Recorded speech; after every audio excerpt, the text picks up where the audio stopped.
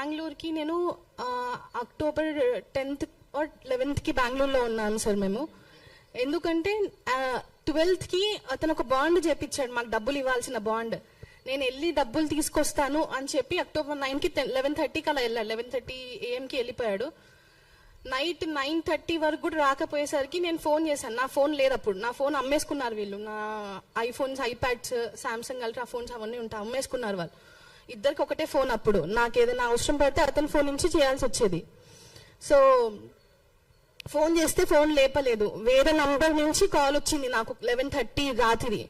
నేను ఇలా చెన్నై బోర్డర్లో ఉన్నాను, నువ్వు అక్కడికి వచ్చేసే అని చెప్పి అన్నాడు. అసలు రీజన్ ఏంటని అడిగితే ఇలా మా మమ్మీ వాళ్ళు ఒప్పుకోవట్లేదు అని చెప్పి ఏదేదో చెప్పాడు. మనం వాళ్ళ దగ్గరికి వెళ్తే వాళ్ళు చంపేస్తారు మనని అని చెప్పారు. అండ్ దాని తర్వాత కేరళలో ఉన్నానని చెప్పాడు. దాని తర్వాత బెంగళూరుకి వస్తున్నానని చెప్పి బెంగళూరు టికెట్ పెట్టాడు. బెంగళూరుకి వెళ్ళిన తర్వాత అతన్ని పోలీస్ స్టేషన్కి తీసుకెళ్తే అప్పుడు తెలిసింది అక్కడ ఆల్రెడీ పెళ్ళి అయిపోయింది, పిల్లలు ఉన్నారు అని చెప్పి.